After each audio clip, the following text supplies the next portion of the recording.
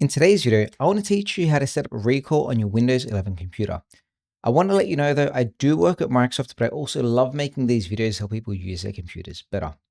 One caveat around recall is that you do need a later Copilot Plus PC that is essentially a computer with a neural processing unit or an AI chip that can do 40 trillion operations per second or more. So not all Windows 11 computers can use recall. With that being said though, let's get straight into this.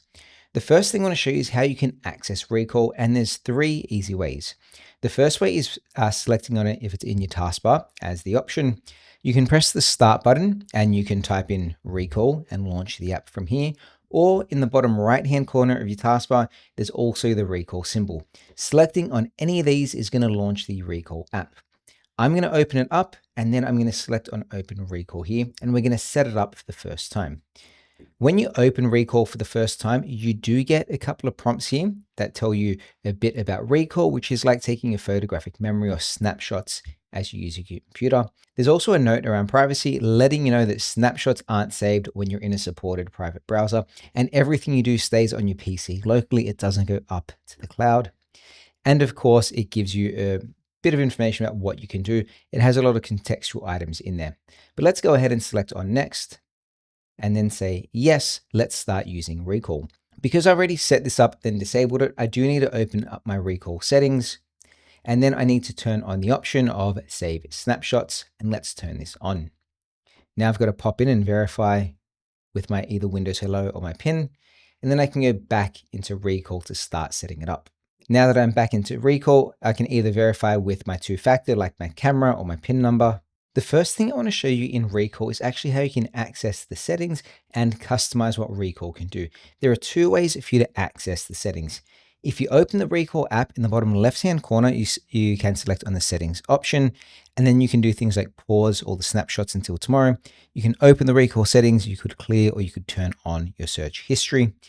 Or in the bottom right-hand corner of your taskbar, select on the recall symbol and you get the same sorts of settings, but you also get the option to hit the filter button. So if there is an app or a website you don't want recall to use, simply select on filter, and then it won't take any snapshots of that app or that program. But let's go ahead and select on the option down the bottom that says more recall settings, and this is going to launch us into the settings section. So you can see here, there's a lot you can actually do when it comes to customizing recall to work for you. The first option is whether you want it to save snapshots or not. Essentially, if you turn this off, it means you're not going to use recall. If we scroll down, you have a storage option that you can choose to go into. This allows you to customize the maximum amount of storage for snapshots.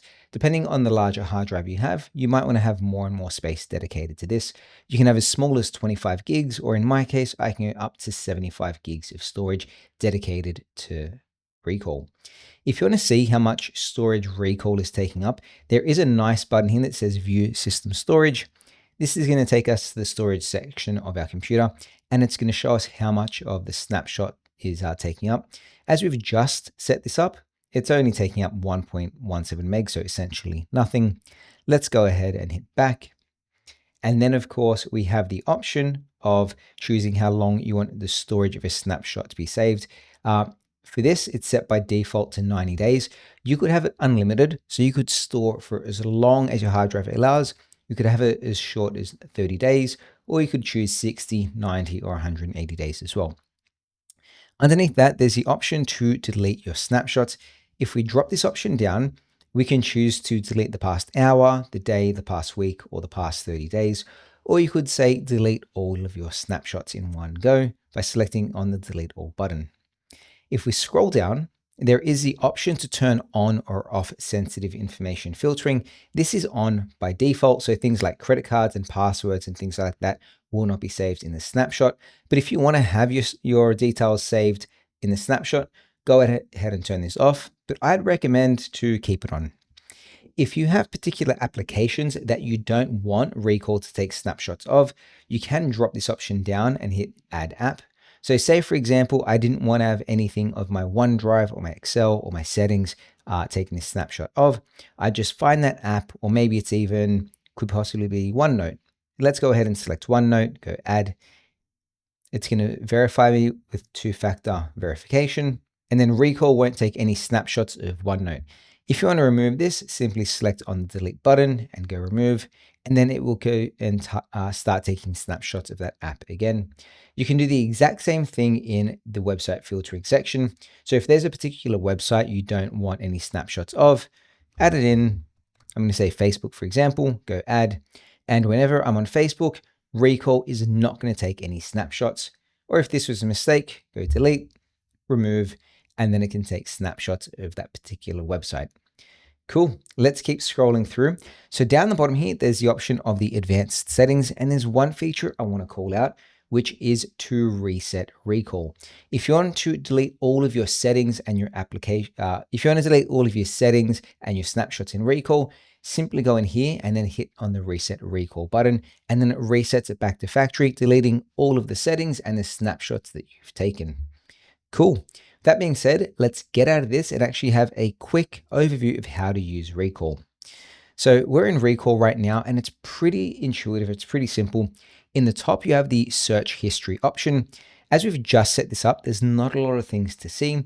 You can either type into this. I could be looking for a recall settings. I can either type in and it will start searching for a text match, or I can even use the microphone and ask it what I'm looking for. So if I select on that, find me the recall settings that were on earlier. And again, it uses a search there to bring it up. Do let me know in the comment section down below. In the left-hand corner, you can select on your home button. And then from here, you'll see all the different snapshots of recall as you use your computer. As we've just set this up, we don't have a lot to go through, but we can just select on, say, this one here that we're just on. When you select on a snapshot, it actually gives you a lot of different contextual items. The top left is relaunching back into that application or that website. You can, of course, use the or turn off the click to do. Click to do allows you to do things like maybe take a copy of this and then copy that, or open it with a program. This is contextual, so depending on what it's taken a snapshot of, you have different options here. You can, of course, choose to copy that entire snapshot, or you can choose to delete that snapshot. You can choose to delete the individual one, or if you want to delete all the ones from that particular app or that website, in the drop-down menu, choose delete all from, and in this case, it's delete all from settings. In the ellipses option, you can also choose to edit this screen snip in the snipping tool to give you even more customization of that screenshot. In the bottom left-hand corner, you do have your feedback hub. So if you want to send any feedback back to Microsoft, select on the button here.